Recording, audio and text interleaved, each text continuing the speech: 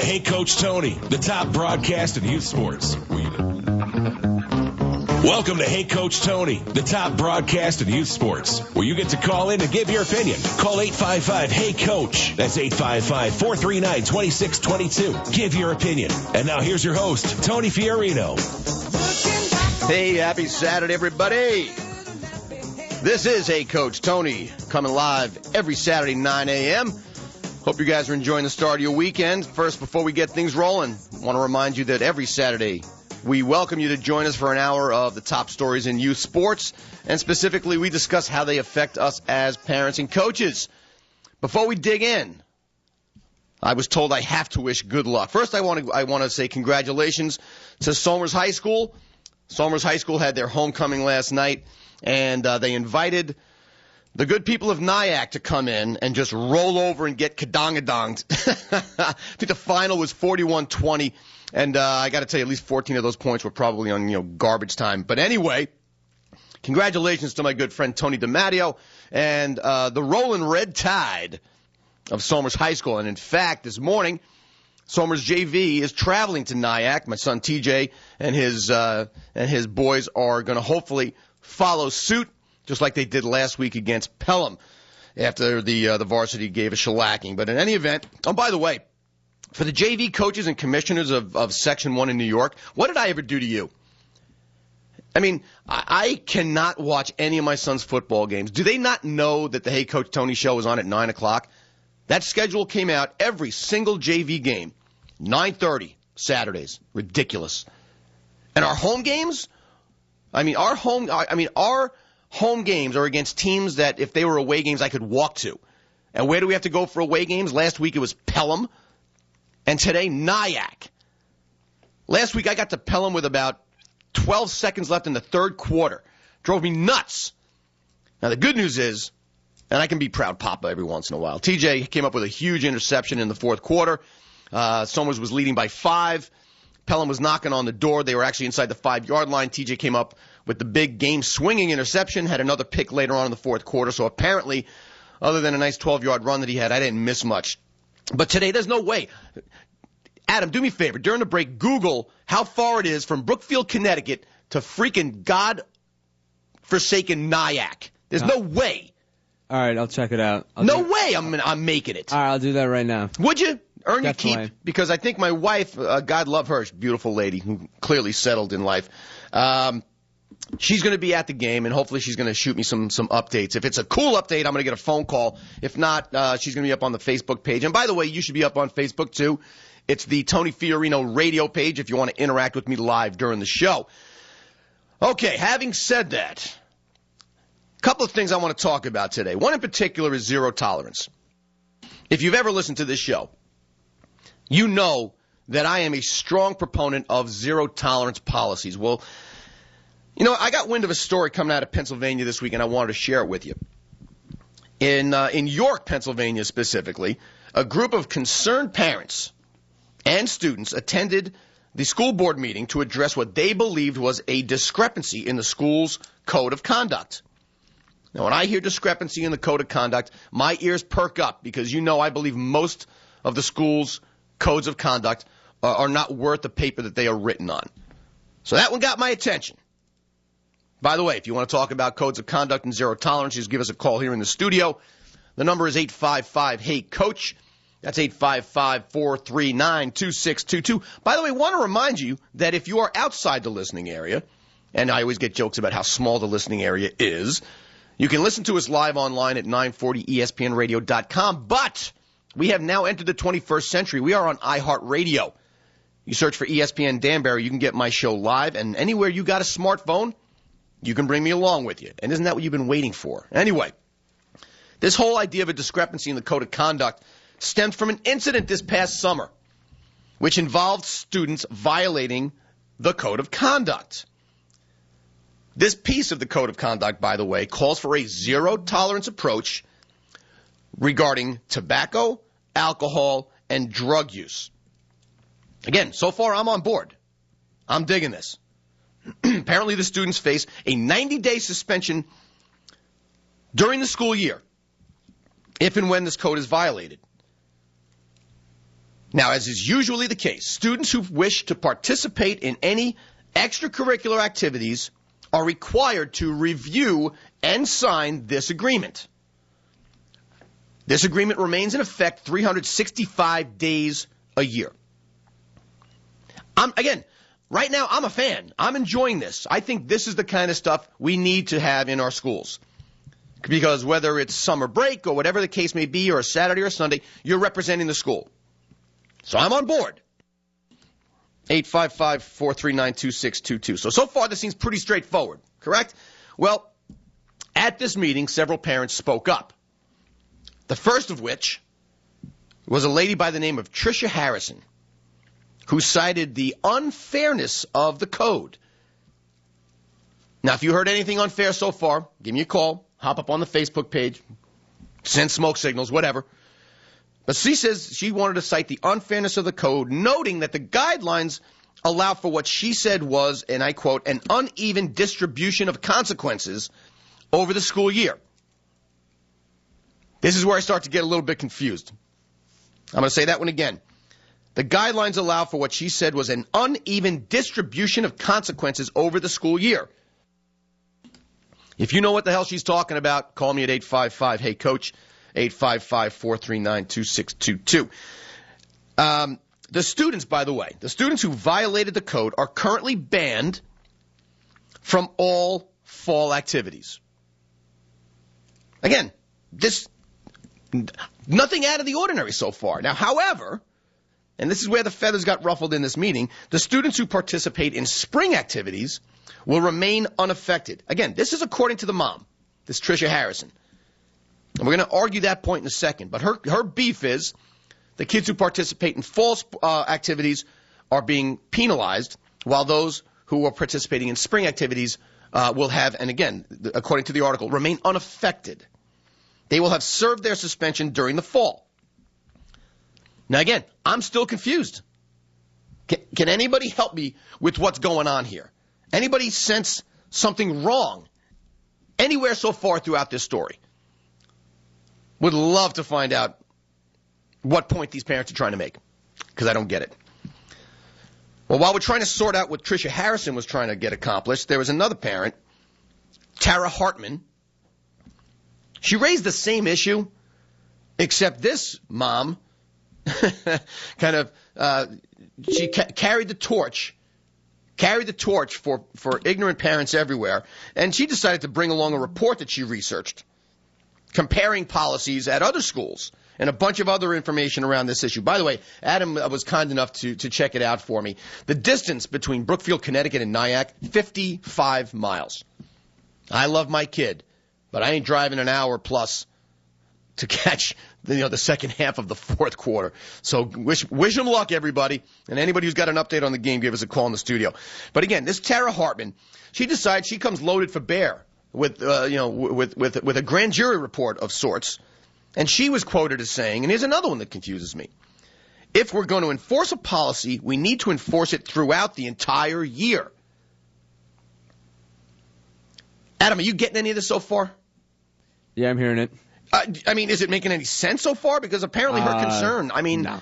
Yeah, her concern is Not that, really. and she's in the article. It says that her concern is that more free time will encourage students to engage in shady behavior. I don't know if I agree or disagree. I just don't know what this all has to do with students who were caught with either alcohol, drugs, or tobacco who are serving a suspension. Yeah, it's pretty, yeah. Again, I don't get it. 855-HEY-COACH. Now, finally, one of the students involved directly in the suspension spoke up. And apparently, according to this article, the student was all choked up and emotional when he said, I worked my whole life to play a sport, and now to have it taken away for one mistake? Now, see, this is where I start to get my dander up a little bit. Here's where I start to get annoyed. Because, and by the way, if you can read my mind and you feel like grabbing a T-shirt or a mug, give us a call or hit us up on the Facebook and let me know if you can understand why this is starting to get to me. First of all, parents are making no sense. Zero. And then the one kid that speaks up, yeah, he's getting penalized for one mistake. Anybody else care to figure out what I'm screaming in my own head? But anyway, the school board upon hearing all this information, they deliberated for a while. And when they reconvened, the statement that came from board president Mark Keller was this: our hands are somewhat tied. Okay.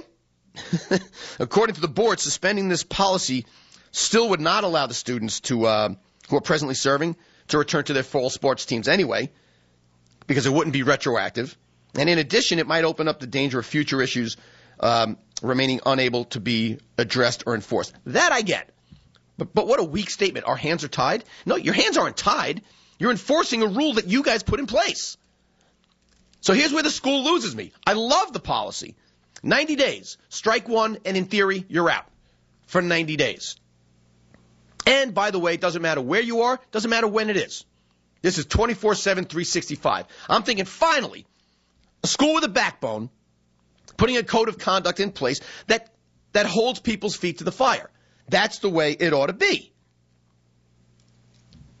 But then when they're finally pushed on it, what do? They fall back on this cliche. Our hands are tied. No, they're not. No, they're not. You all suffer from zero spine syndrome. Now, there was another board member, by the way, a guy named Richard Zepp.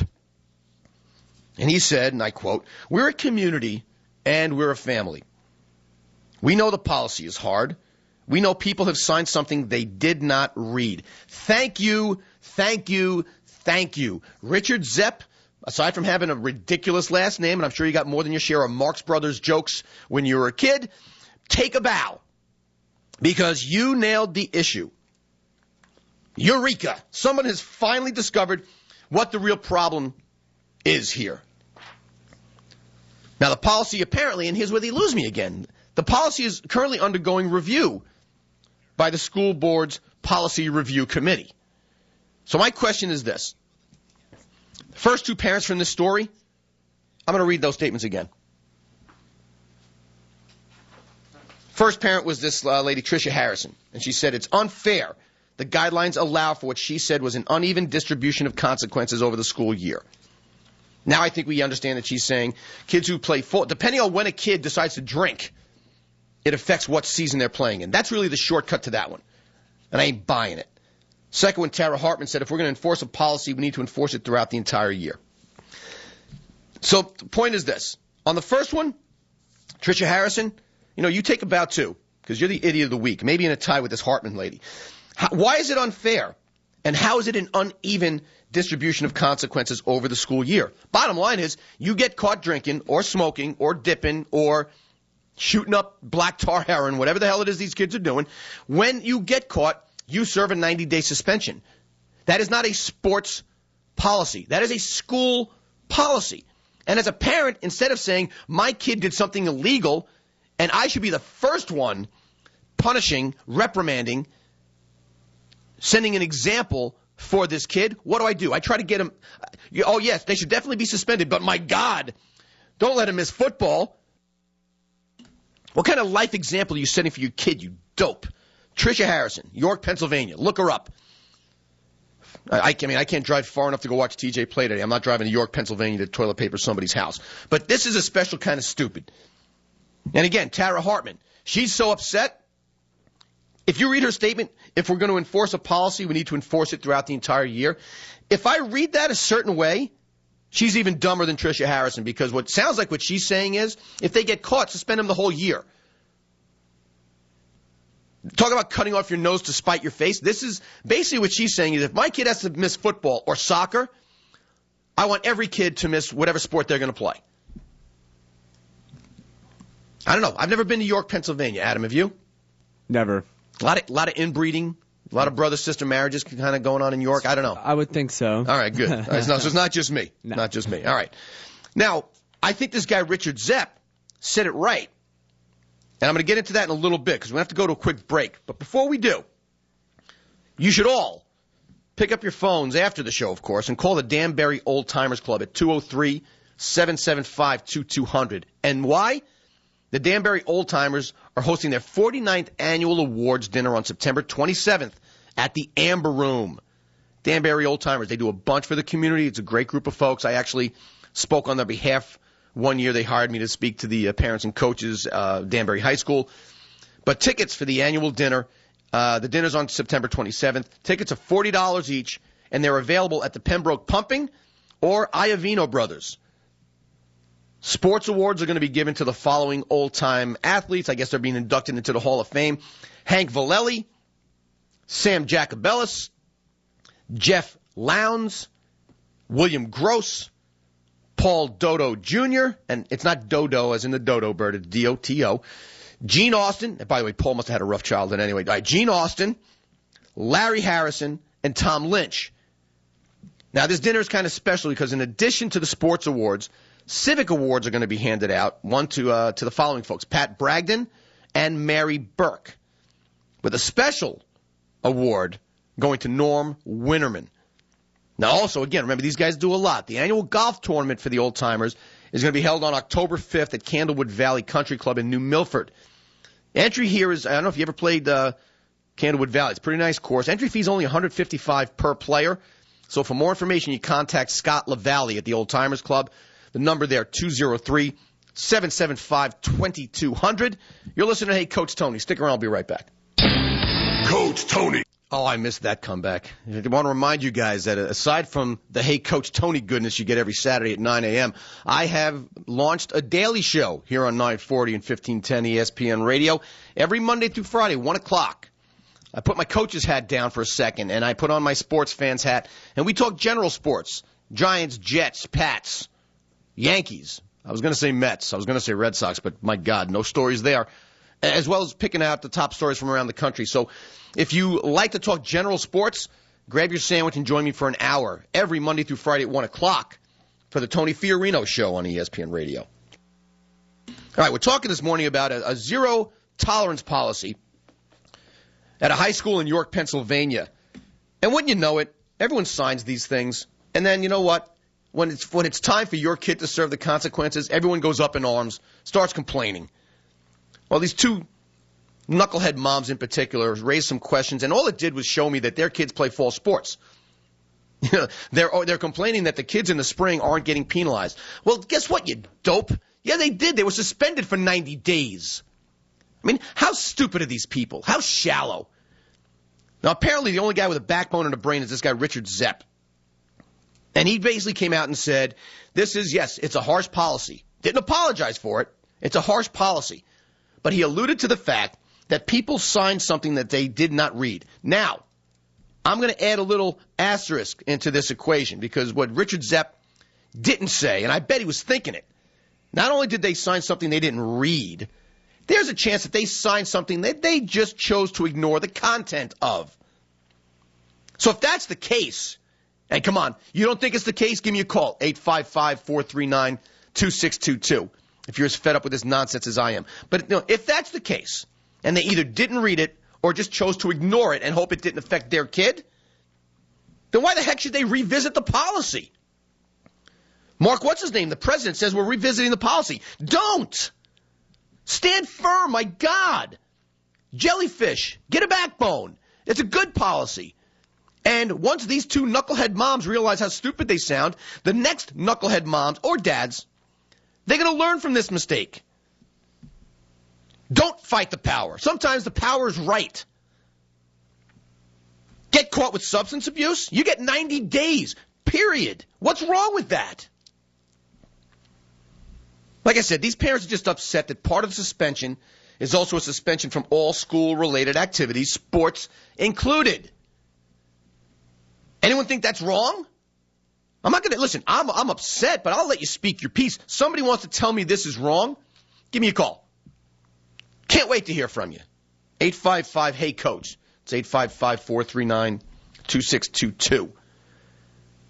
I want to hear what these two dopes would have said. I wonder what they would have said if, let's say, this occurred in March. All right, apparently the phones are ringing. Somebody forgot to turn the switch off here in the studio, so Adam will grab that and we'll take that call in just a second. But what these idiots fail to realize is if this occurred in March, let's say, if this occurred in March, then guess what?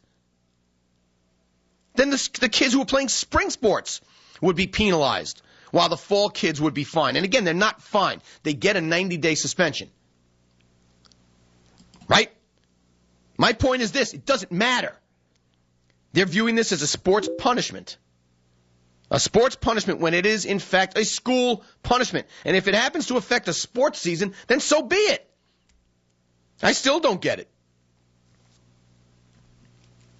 Now, you know what? Yeah, we're going to start going to the phones here. Apparently, we got John calling in from Brookfield, Connecticut. Hey, John, you're on Hey Coach Tony. How you doing this morning? Thank you very much. I'm enjoying your show, but I'd be the first parent, and I hope I can finish my point, to challenge that policy. Tony, how old is your son? My son is a sophomore in high school. Why do you ask? Okay, so it's easy to talk about other parents. He's at a house party Saturday night, and him and his friends are fooling around, and they light a cigar, and it's on Facebook.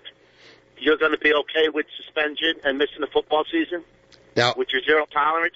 I am going to allow you to stay on the phone for as long as you like, because I'm glad you like the show. And by the way, as much as you and I may disagree on this point, I want to thank you for listening. I am grateful eternally for you listening to the show. Now, let me answer your question. You're saying, would I be okay if he got caught on Facebook with a cigar in his mouth? Short answer, and you may not like it, and you may not buy it. Yes, I would be completely fine. And let me explain to you why. You can speak as long as you like, because this is one of my pet peeves. In this day and age, two things. One, TJ and I signed a code of conduct. And when you do that, you accept responsibility for the contents of that code of conduct. You can't argue about it later. You can't sign it and then say, you know what, yep, me and TJ agree if he gets caught smoking, he is suspended. Well, guess what? He got caught smoking. Now he's suspended. Do you see how ridiculous that sounds? Now, the other part of it, and then I'm going to turn it back to you, John. Facebook. You bring up Facebook, and that has no part of this, but let me explain to you why I hate that. If you are anybody, forget about being a student athlete, there is no sense of privacy when it comes to Facebook. If I'm drinking iced tea, I better be holding a Snapple bottle and not pouring it into a red Solo cup. Anything in this day and age that you do, ask Michael Phelps, ask Lindsay Lohan, anything that gets onto somebody's phone camera is worldwide fodder. Meaning, whatever you do, you are accountable for that. So to answer your question, and then I'm going to turn it back to you, if TJ gets nailed tomorrow with a red Solo cup in his hand next to a keg, or a cigar in his mouth, or a syringe in his arm shooting up black tar heroin, and he has to face those consequences, not only am I supporting it, I am first in line to kick his lily butt. Now, I'm going to turn it over to you. Okay, so you keep saying they sign this code of conduct. Are they forced to sign it? What happens if they don't sign it? Hey, guess what? Great question. John, I like you, because that's a great question. So let me tell you what happens if I am running the Tony Fiorino School for the mentally advanced, and we have a football team. I'm responsible. I am the principal, or I'm the AD. I am responsible for the integrity of that institution and the way it reflects itself within the community. So guess what? I make the rules. If you want to play sports, and everyone has said this, as a matter of fact, my brother John is screaming in all caps on the Facebook page. You want to play sports in my school, kid? That is not your right. That is a privilege. It is a privilege that you earn, and that is a privilege that you can flush down the toilet if you decide to smoke, drink, or use drugs. Period. So force is not the right word. I'm not forcing you to play sports. But if you want to play sports in my school, you are going to represent this school inside the halls, on the field, and anywhere you walk in this community. Now, you may agree or disagree with that, but to answer your question, John, you bet your butt you want to play sports. Yeah, it is a privilege, and you are going to be held to a higher standard. I'm sure you played sports. Do you disagree that the athletes who represent that school need to be held to a higher standard? So to answer your question, you bet I'm going to force you to sign it. And by the way, my code of conduct would be the most stringent one you've ever seen, my friend. And the kids will be better off for it long term. What do you think of that? Well, I think it's harsh. I think it's unrealistic. And if I'm a regular student at the school and I get caught, what kind of suspension am I getting? It seems like in this case, in York, Pennsylvania, all students are treated the same way. No matter what you do, you're suspended from school for 90 days. If during that 90 days you have to miss chess club or algebra club or football or volleyball or field hockey, that's just part of your punishment. So you're actually talking about an out-of-school suspension. I don't know if it's an out-of-school. It seems to be an out-of-school suspension. I just got my hands on the story. Someone has more details, call us. But the point is, this is not a sports. It is not a sports punishment. It is a student conduct punishment. Part of being a student athlete. I understand that, but I mean, if I'm a regular student and I'm not doing any other activities, I'm going to miss 3 months of school for smoking a cigarette? This is like 1955. Then maybe it's dancing next week, or it's a Red Bull. It is so harsh. It's so restrictive. You sound like a nice guy. You could have any beliefs you want. It's so unrealistic that you're a senior in high school. You might even be 18, legally able to smoke. It's summer break up at the lake. Your parents let you smoke, and you're going to miss 3 months of school? That's like archaic. I'll give you smoking only because you said you could be a senior and you're 18. I don't personally know if 18 is the legal age to smoke, then so be it. Then I think maybe you got a point with that one. But last time I checked, drugs and alcohol are legal for anybody under the age of 21. So I'll give you smoking, even though, come on, admit it, John. If you're an 18-year-old kid this day and age, with everything we know about smoking, you got to be beyond stupid to smoke. And by the way, you said this is 1955. No, it's not, because in 1955 they were allowed to drink and they were allowed to smoke, and nobody knew what heroin was. But I know, but we don't want to go to the heroin. I mean, that's we're going to compare having a beer or a cigarette with heroin. That's extreme. It is, but and I'm doing that for effect. I actually think in Connecticut, in my house, my son could have a beer with his parents. Yes. I'm pretty sure that's the law. I agree, yes. So then if you're going to make an exception for a cigarette, and then, could it be a beer? Could it be this? I don't know, Tony. It's just, it's high school kids. I mean, they're not angels, and not everybody who smokes a cigarette is a bad kid. I mean, but if you don't think these kids are going to have a cigarette or even a beer, and you're going to punish people for 90 days, I don't know. Well, John, I guess you're listening to me. I appreciate it. Well, yeah, and I appreciate the call. And here's my point. It's not about whether or not they're going to do it. No one is perfect. But guess what? There are laws in place. And whether you want to fight the fight that kids should be able to drink, go ahead. But guess what? Right now it's the law. And in that school, the law says if you do it, you get caught. I keep going back to the Breakfast Club. Hey, Sporto, everybody screws around. You got caught. And these people signed a piece of paper that said, I agree. And so long as you do that, you got to follow the rules. When we get back, hopefully we'll get some more of your calls on this. 855, hey, Coach. It's 855-439-2622. You're listening to Tony Fiorino. Actually, listen to the Hey Coach Tony show on ESPN Radio. We'll be back after this. Coach Tony. Hey, welcome back, everybody. This is Hey Coach Tony coming at you live every Saturday morning at 9. And like I said, Monday through Friday, be sure to check in with me on the Tony Fiorino show where we talk general sports. And we always take your calls at 855, hey, Coach. That's 855-439-2622. And before the break, I thought that was a pretty cool dialogue. John from Brookfield called in. And he started talking about how this is maybe a little too harsh. Maybe it's this, maybe it's that. Bottom line is, two of those three things on the list of this particular code of conduct are illegal. And all we're saying is the kids have to be accountable. And in fact, I cut my brother John off a little bit in what he put up on the Facebook page. By the way, Facebook, it's the Tony Fiorino radio page. And listen, my brother John's not the brightest guy in the world, but sometimes he's on the mark and sometimes he and I are on the same page. So aside from John echoing my own sentiments that sports is a privilege for a high school kid, he kind of rolled it out in more detail. He says that, hey, set yourself apart from everybody else and hold yourself to a higher standard. Or in this case, the school is holding these athletes to a higher standard, and rightfully so, especially when you sign this contract. The point here is it's about accountability.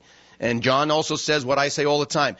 If there was a problem with this, in other words, and by the way, John from Brookfield, if you're still listening, send me an email, because I tell you what, I really enjoyed that call, and I enjoyed the fact that we were able to disagree. So you know what? Right now, unless somebody knocks you off a peg, you're caller of the day. So send me an email at heycoachtony@gmail.com and let me know if you would prefer a coffee mug or a T-shirt, and one will be on its way to you. We're giving these things out like hotcakes. Why does everybody say hotcakes? All right, anyway, John also followed through. If there's a problem, why didn't you just argue that before you signed your name to it?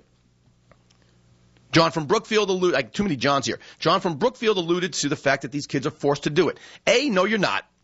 because, again, sports is a privilege. But you know what? Here's what would be a great lawsuit.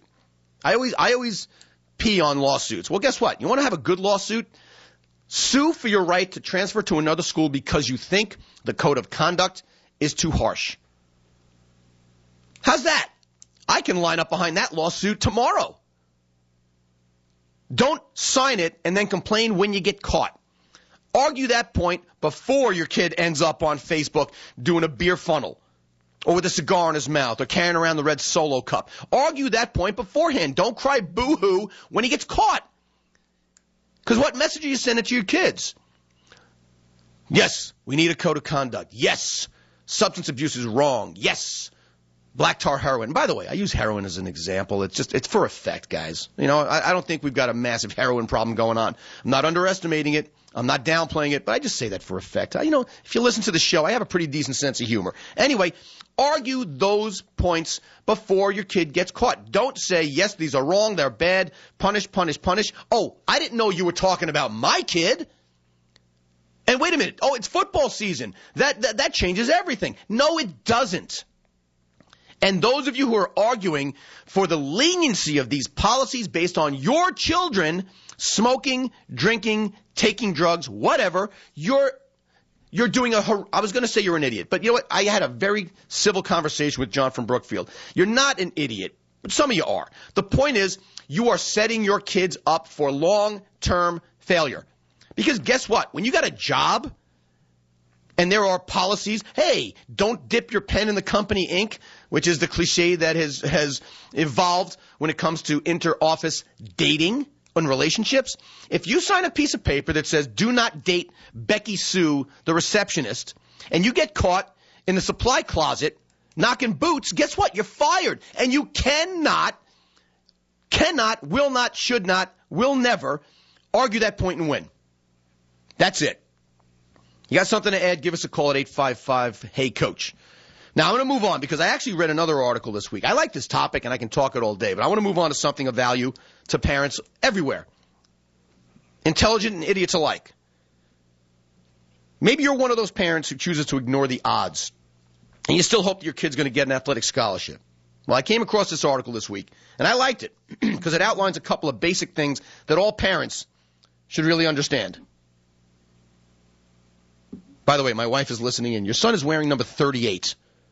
What kind of godforsaken updates am I going to get when my kid's mother doesn't even know what number he wears? 38. Dear God. Don't hold your breath waiting for some groundbreaking Somers updates from TJ's mommy. My God. Anyway, all right. Getting back to the scholarships. Came across this article. I liked it. There are a couple of basic things we all need to know. You want to chime in on this? It's 855-HEY-COACH. 855-439-2622. These are in no particular order, but I like them. First, and I've said this before, but it's worth restating. The odds of winning an NCAA scholarship are minuscule. They are minute. At best, we're talking about maybe tops 2% of high school athletes are getting some form of scholarship and to some school. These are not necessarily full rides. In fact, what I learned this week is that the average scholarship amounts to little more than $10,000. Send your kid to a major university. Hey, listen, $10,000 is great. Drop in the bucket.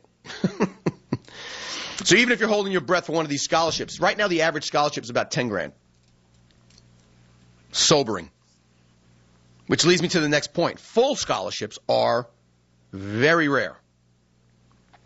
In fact, and this is news to me, I didn't know this. There are only 6 sports where all the scholarships are full ride. I did not know this. They're called head count sports. You're wondering what they are? Football, men's basketball, women's gymnastics, women's volleyball, and women's tennis. We can get into the whole Title IX implications after we get through this. But in these Division I sports, athletes receive either a full ride or they get nothing. Makes that $10,000 start to look pretty good, doesn't it? 855-439-2622. Now, I'm not sure why this is the case, but heck, somebody wrote it down. It's got to be true, right? Now, beyond the head count sports, All other sports are considered equivalency sports.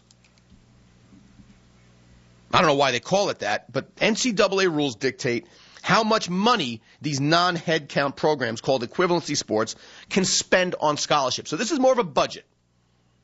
And coaches, guess what? They can divvy up these scholarships any way they like. And by the way, this can lead to some pretty tiny scholarships because, like I said, the average is $10,000.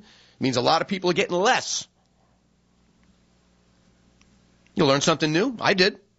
Head count sports versus equivalency sports. So I tell you what, if you need a full ride, I would put down the lacrosse stick and pick up the tennis racket, apparently. Sophia, you listening? No more lacrosse, baby. Time to go back to tennis. Next, and this is a good one. And I don't know if this is necessarily concrete, but it's worth mentioning. If your kid is being recruited, first of all, take that term lightly. And in this article it says, and I love the quote, take flattery with a grain of salt.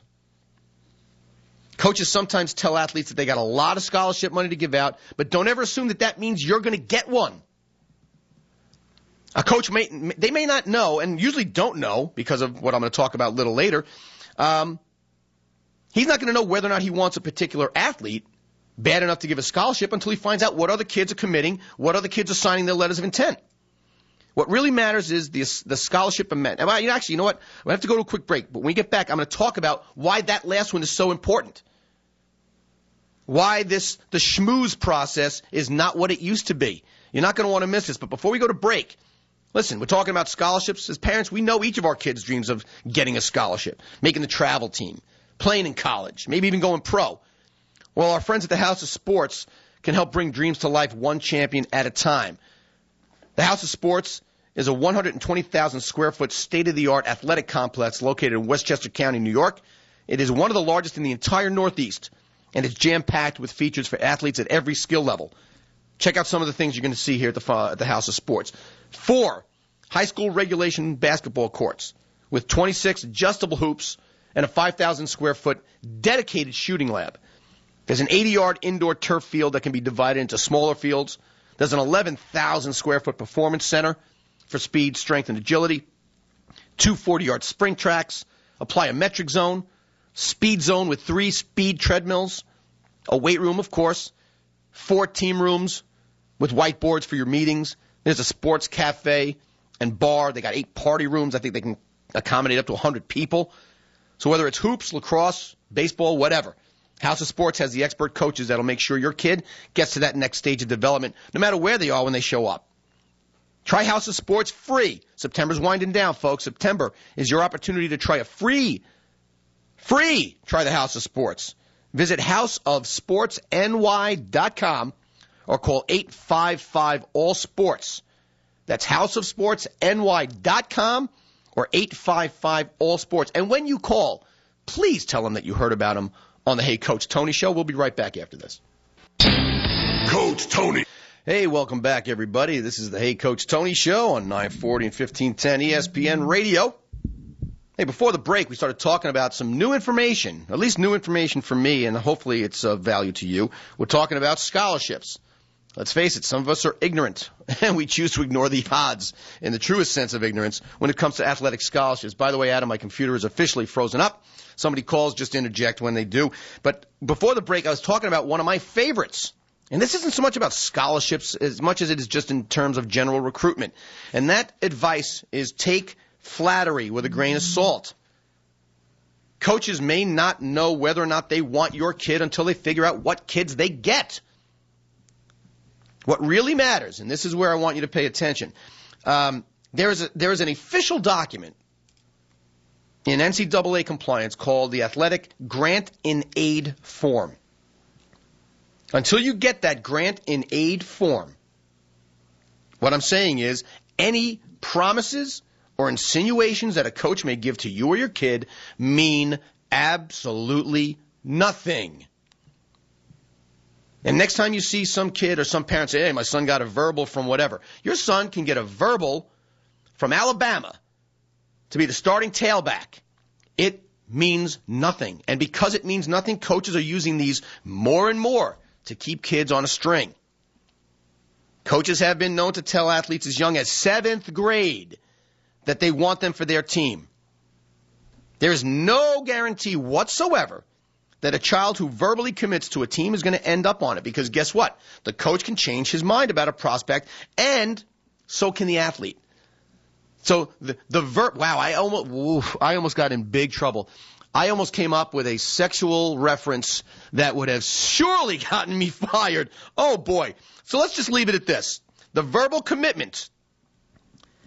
This is a funny one, too. I'll put it up on Facebook later. Let's just say the verbal commitment is the most non-binding, nonsensical bit of garbage in the recruitment process right now. You heard it first here. Now, by the way, it doesn't mean a school isn't allowed to follow up on a verbal commitment. Just means that there's no obligation to do it. Again, the only follow-up that means anything, the only commitment that means anything is what is called the grant in aid form and the amount that is written on it. 855, hey, coach, if you got something to add. All right, another one, and we tend to downplay this one. Parents, careful what you wish for. Because guess what? Playing high-level college sports is a full-time job. I was a scholarship athlete. I played at very high levels throughout my amateur career. Buddies of mine went on to play in the major leagues. Bottom line is, according to a survey that was done through the NCAA last year, and these are in order, let's agree first that a full-time job is basically 40 hours a week. A lot of you work more. But the bottom line is playing college football required 43-plus hours per week. Second on the list, college baseball, 42.1 hours. Surprisingly, men's basketball, 39.2 hours. And women's basketball, because women are inferior, 37.6 hours. I'm just trying to get the phones to ring at him. I didn't mean it. Anyway, because of this huge time commitment, as well as time away from the campus, obviously some of these, players, they get on planes, they get on buses, they do a lot of travel. So these hours were not including travel time and time away from campus. So because of all this time commitment, especially at that Division I level, a lot of the times athletes can't even major in things that they want. You want to major in something demanding like the sciences or engineering? Good luck. So what I'm saying is this is a life-impacting trade-off. Anyone disagree with that one? Good luck. But it is a life-affecting trade-off. All right. Now this next one, I got to tell you, I'm not sure I'm buying into it. But this article suggests that you skip hiring an athletic recruiter, an outside athletic recruiter. The article seems to believe that coaches think sports recruiters are pests. And I can certainly see why that would be the case. They believe coaches don't want recruiters to get in the middle and that they prefer to deal directly with the student athletes and the parents. I can see that. My guess is a lot of this one stems from, just like in any business, I've said it to my kids over and over again, you can make $1 million a year selling hot dogs if you like. You can. It's about how hard and how smart you work. So my guess is when it comes to these external recruiters, there are guys who do it really, really well, and there are guys who are hacks. And if some hack manages to get the direct dial number for a head coach, and let's say that hack put a deal in place that they only get paid like a bottom-feeding attorney, they only get paid if you win some money, they're going to latch on to the ankle of that coach or that recruiting coordinator like a pit bull. They're not going to let go. And so, unfortunately, these recruiters damage the reputation of the industry as a whole. I know there are good guys. I know there are good guys out there who are doing it the right way. Now, by the way, also, this article suggests that you forget about this one I like, because I got to tell you, the trend, and if you're ever up on YouTube, you've seen some of the most elaborate highlight videos. Steve Sable, God rest his soul, has got nothing on some of these moms and dads who put together highlight reels for their kids. They all try to do their best Harry Callis voice and voice over their son breaking through the line for 2.7 yards a carry and sending it to Stanford. This article suggests you forget about the illustrious highlight videos. Coaches don't want athletes to send these lengthy videos. 2 or 3 minutes is usually enough. And apparently you don't need to hire Francis Ford Coppola to produce the video. They say just post your video up on YouTube, send the coaches the link. Makes life easy for them, and they're more prone to actually look at it. All right. Hey, every once in a while, by the way, I hope that was helpful. Every once in a while, something happens in my personal life that I want to share with you guys. And maybe I'm growing as a person, maybe I'm stupid, I don't know. But as I've said, I have three kids, and they're all really good athletes. In particular, my little one, Nikki. For a tiny little girl who looks like she, spends more time wearing makeup than being on the ball field, she is a really good softball player. She was recruited by an organization that I think is a very reputable organization. I like them a lot. I know the administrator to the organization. They're top flight. She's 11. She was recruited to play a U12 team. We go to the tryout. She does really well. She did really well. She more than held her own, and it was clear that she belonged on this team. Coaches liked her. She's a likable kid. Like I said, held her own with the 12-year-old girls. And by the way, when you start going elite, there are 2 or 3 pitchers deep who are all throwing cheese, and the girls can all hit. Bottom line, great organization. Long term, if she was to play softball, a great step for her. So as a dad, just sitting upstairs with my cup of coffee, I'm excited. Really, I'm actually very enthusiastic about what this could mean to my kid, short and long term. She's getting a level of instruction that I can't give to her anymore. She's playing above her head a little bit, which is always good. And she's going to have exposure. She's going to have fun. She comes out of the cage. And by the way, the coach was purposely trying to cheese her up in the batting cage. She did pretty well. She comes out of the cage. It's time to pick up the kids. I was pleased with her performance, so I went to go give her a high five. And she starts crying. I was like, are those tears of joy? Are you happy that you did this well in the tryout? She couldn't hold back the tears. I didn't know what to do. I was absolutely blindsided. So we get in the car, and normally I'm not a big fan of let's talk in the car, but when a kid's crying, something's up. And I did my best. I said, okay, what's happening? And she just said, I don't want to play with this team. That doesn't make a whole lot of sense to a dad, especially a competitive dad like myself. So my first thought was, what are you, nuts? Look at this. Look at the exposure you're going to get. Look at the girls you're going to play with. This is where you belong. You want to play softball, you need to be playing here. And I will tell you, she still has not given me a very good answer. And when I'm the kind of dad, if I don't get a good answer on something, I keep digging. I can deal with anything, but whatever I'm dealing with, it better be the truth. So we talked, and I remained very calm. Now, I will tell you that somewhere along that conversation, a switch went off in my mind. Because what I realized, even though she still hasn't said it, my daughter, and I love her dearly, is immature. And I don't mean in a bad way. She's an 11-year-old girl. She was, it turns out, scared. Even though she, talent-wise, clearly belonged, she was still the fastest runner on that in that whole gym. She's a very good catcher. She's a very good middle infielder. She's a very good hitter. She belonged there. But for whatever reason, she was afraid. She was no longer the standout best kid on the team. And while at some point in your life you've got to get ready for that, she wasn't. And I found myself almost making the same mistake I tell you guys to avoid every week and forced her to do it. Thankfully, common sense stood tall. And she's cheerleading right now. She'll be a college ball player, but not at 11 years old. All right, listen, I really enjoyed the show today. John from Brookfield, thanks for a great call. I hope you send the emails. You can get yourself a T-shirt or a mug. Somers JV, go kick some butt, guys. I hope you enjoy the rest of your weekend. Take it easy.